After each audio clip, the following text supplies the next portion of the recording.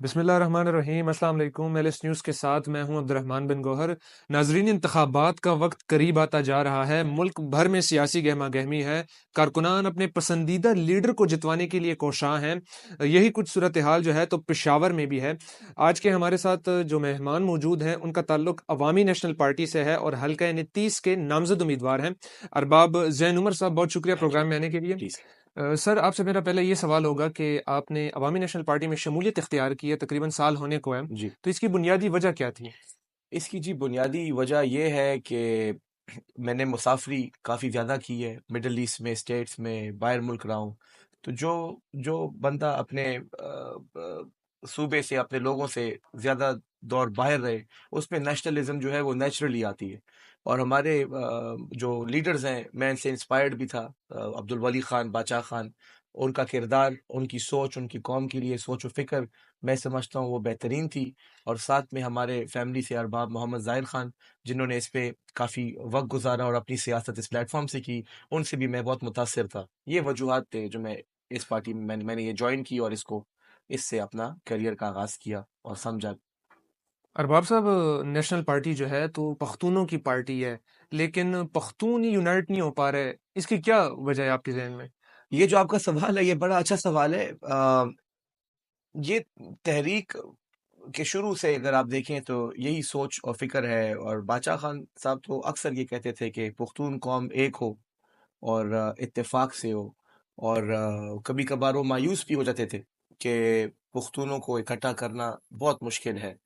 تو یہ تحریک کا ہمارا بنیادی ہماری سوچ و فکر ہے، اور ہم اس سوچ و فکر کو آخر تک لے کے چلیں گے اور کوشش کریں گے کہ انشاءاللہ تعالی یہ پختونخوا میں ہماری حکومت بھی آئے اور سب پختونوں کو احساس ہو کہ ہم استعمال ہو چکے ہیں، ایکسپیریمنٹس ہم پہ ہو چکے ہیں۔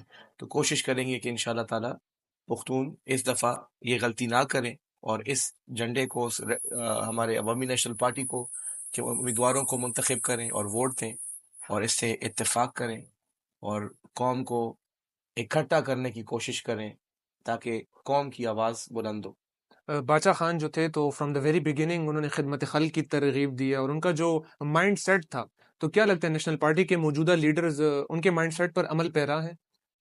جی بالکل، میں سمجھتا ہوں کہ جو باچا خان صاحب کا مائنڈ سیٹ تھا وہ آج تک ہمارے لیڈرز میں، ہمارے مشرانوں میں ہے۔ اسی وجہ سے یہ تحریک اتنا لمبا چلی ہے۔ اتنی لمبی تحریک اور کوئی پائی نہیں جاتی، اور اس کی وجہ یہ ہے کہ پرنسپلز اور سوچ میں کوئی فرق نہیں آیا۔ وہی سوچ لے کے آج بھی ہمارے صدر صاحب چل رہے ہیں، اسفندیار خان چل رہے ہیں، ایمل خان لے کے چل رہے ہیں، اور ایک لخکر کی شکل میں، ایک لشکر کی شکل میں لے کے چلا رہے ہیں اس سوچ کو جو شروع ہوئی ہے 100 سال پہلے۔ ارباب صاحب، آپ کو نہیں لگتا کہ ولی خان کی وفات کے بعد نیشنل پارٹی اپنی مقبولیت کھو رہی ہے کیونکہ پختونخوا میں اپنی حکومت قائم نہیں کر پا رہی؟ دیکھیں، اگر حقیقت پہ بات کی جائے تو ہمارا جو منشور اور سوچ ہے پارٹی کا، اس کا کوئی مقابلہ ہی نہیں ہے۔ ہمارا سوچ ہے اسی پختونخوا کے لیے۔ تو اگر سنجیدگی سے سوچا جائے تو اس پارٹی سے بہتر کوئی پارٹی نہیں ہے جو پختونخوا کا سوچے اور اس کو ٹھیک کرے۔ تو مقبولیت تو ہماری ختم ہو ہی نہیں سکتی، کیونکہ ہمارا منشور ہی ایسا ہے۔ باقی پارٹیوں کا تو یہ منشور نہیں ہے جو ہمارا ہے، خلق اور اخپل اختیار، اپنی زمین کے اختیار کی ہم بات کرتے ہیں۔ تو مقبولیت ہم نہ کھوئے کبھی بھی نہیں ہے، نہ ہماری سوچ ایسی ہے کہ اس میں مقبولیت کھوئیں، مگر ہاں ایسے ایکسپیریمنٹس ہوتے ہیں، ایسے تجربے ہوتے ہیں، ایسی پارٹیاں بن جاتی ہیں، پھر ٹوٹ جاتی ہیں، پھر بن جاتی ہیں، پھر نئے جھنڈے، ایسے حالات میں پھر افراتفری اور یہ تو ہوتی ہے، کنفیوژن کریٹ ہوتا ہے۔ آپ پاکستان تحریک انصاف کے حوالے سے یا ان کا جو موجودہ حالات ہیں سیاست کے پرسپیکٹو سے، ان کو کیسا دیکھتے ہیں؟ کس کے حوالے سے؟ پاکستان تحریک انصاف کے جی ساتھ جی جو بھی ہو رہا ہے، ان کے جی، یہ انٹرا پارٹی انتخابات اور موجودہ عمران خان صاحب جیل میں ہیں، اس حوالے سے کیا کہتے ہیں؟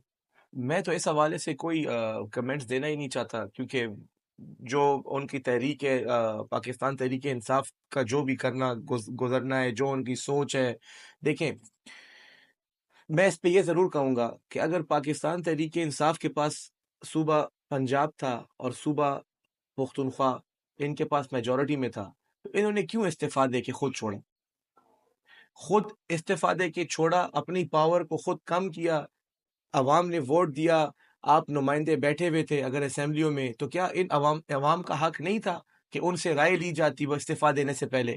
یا ایک ڈکٹیٹرشپ سٹائل میں آپ مارشل لاء کی طرح بس جی استعفا دو، آپ جیل بھرو، تو یہ تو اپنے اعمال ہیں، ان کے نتیجے ہیں۔ آپ کو کیا لگتا ہے کہ حلقہ 29 کی عوام آپ کو سپورٹ کرے گی آئندہ انتخابات الیکشن میں؟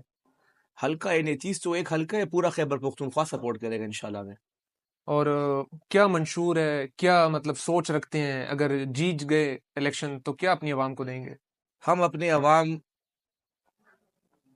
کی عزت، وقار اور غیرت، جو کہ ہمارے منشور میں ہے، امن، جمہوریت اور ترقی میں، اس چیز کو ترجیح دیں گے، وسائلوں کا پوچھیں گے۔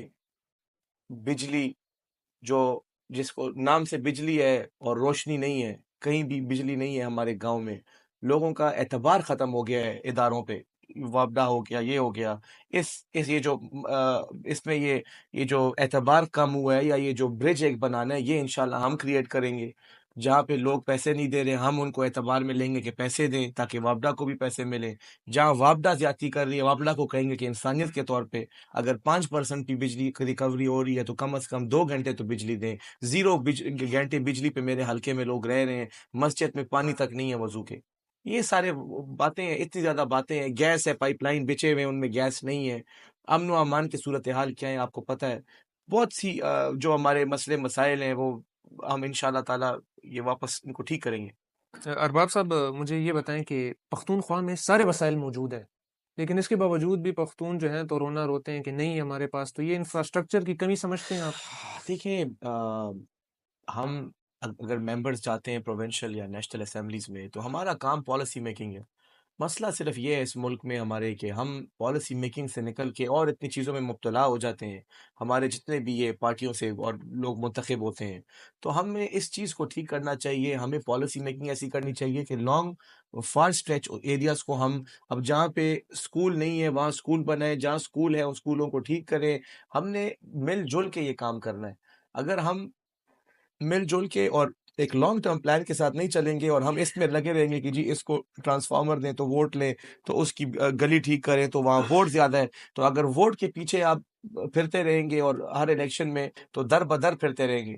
یہ تو ایسی بات ہے کہ کاروبار میں آپ پیسوں کے پیچھے پھرتے رہیں۔ دیکھیں، کاروبار کریں تو پیسوں کے پیچھے نہ جائیں، اور سیاست کریں تو ووٹ کے پیچھے نہ جائیں۔ قوم کا سوچیں، سوچ و فکر رکھیں، سب کچھ ٹھیک ہوگا۔ آخری سوال ارباب صاحب، مجھے یہ بتائیں الیکشن میں کھڑے عوام سے کیسا رسپانس مل رہا ہے؟ کمپینز کر رہے ہیں، کیسا پیار مل رہا یار اس طرح ہے جی، کیمپین ہمارا پرجوش سے ہے، عوام سے مجھے بہت زیادہ محبت مل رہی ہے، خلوص سے میں لگا ہوا ہوں، اور خلوص سے مجھے جواب بھی مل رہا ہے۔ لوگ شمولیتیں کر رہے ہیں، میرے پاس ٹائم نہیں ہے اور لوگ ٹائم مانگ رہے ہیں کہ ہم پارٹی میں شمولیت بھی کریں۔ لوگ تنگ آ چکے ہیں، لوگ جھوٹے وعدوں سے تنگ آ چکے ہیں۔ لوگوں کو ایسا بندہ چاہیے، ایسے امیدوار چاہیے، ایسی پارٹی چاہیے جو ایکسیسیبل ہو، جو ریچ میں ہو، جو 100 سال سے ہو۔ اور لوگوں کو اس بات کی سمجھ آ چکی ہے کہ اب ان جھوٹے نعروں پہ اور جھوٹے وعدوں پہ لوگ اب دھوکہ نہیں ہوتے۔ لوگ اتنے سمجھدار ہو چکے ہیں کہ اب جو ووٹرز ہیں وہ سیاستدانوں کو الٹا دھوکہ دیتے ہیں، جو بھی جاتا ہے ان کو کہتے ہیں جی ووٹ آپ کا ہے۔ تو میں یہ سمجھتا ہوں کہ جو خلوص سے کام کرے گا، جس کی نیت صاف ہوگی، اس کو ووٹ بھی صاف ستھرا ملے گا۔ اور دھوکے اور وہ والا وقت پاکستان کا اب ختم ہو گیا ہے کہ آپ کسی کو جھوٹ موٹ کے دھوکے کریں گے۔ لوگ اب دھوکہ اور مزید نہیں ہوتے، تو جو بھی خلوص سے کام کرے گا وہ اقتدار میں آئے گا پاکستان میں۔ بہت شکریہ ارباب زین عمر صاحب، ہمارے ساتھ آج کے مہمان تھے۔ حلقہ N29 کے نامزد امیدوار اور عوامی نیشنل پارٹی سے ان کا تعلق تھا، جو آئندہ انتخابات کے حوالے سے بات کر رہے تھے۔ ابھی عوام پر منحصر ہے کہ وہ کس کا انتخاب کرتے ہیں۔ اسی کے ساتھ اپنے میزبان عبد الرحمن بن گوہر کو دیجیے اجازت، والسلام۔